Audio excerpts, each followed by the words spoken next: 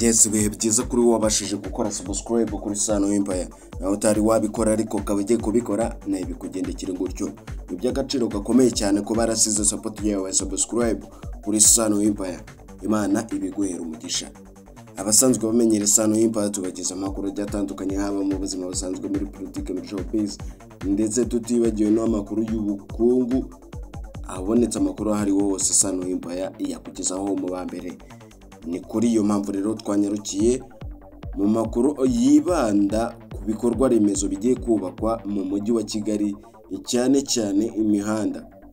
Wakwibaza ngo bimeze bite?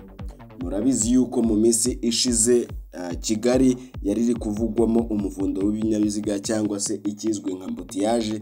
Ubu ngubu rero muri uno mwaka kikaba kigiye kubonerwa igisubizo kirambye, kuko hagiye kubakwa imihanda migari kandi minini, ndetse bikaba biri kuvugwa yuko hagiye gutangizwa na ya mihanda mwakubonaga kuri cya gishushanyo mbonera cya ven, ndetse abantu bakaba baravugaga yuko rwose iyi Kigali yari kuba iri ku rwego mpuzamahanga nka za Kenya. Sibyo ko na n'ubu wenda ariyo plani, ariko leta y'u Rwanda ikaba iri kubishakira igisubizo muri kino gihe cy'umuvundo mwinshi mu binyabiziga hano mu mujyi wa Kigali. Wakwibaza ngo se bimeze bite, bagiye guhera hehe?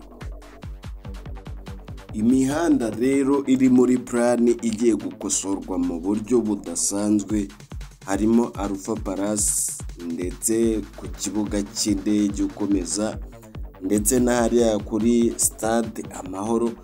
Aho hose iyo mihanda ikaba igiye gukosorwa ikagirwa imihanda igiye ari ine mu byerekezo bigiye bitandukanye, nk'uko byatangajwe na minisitiri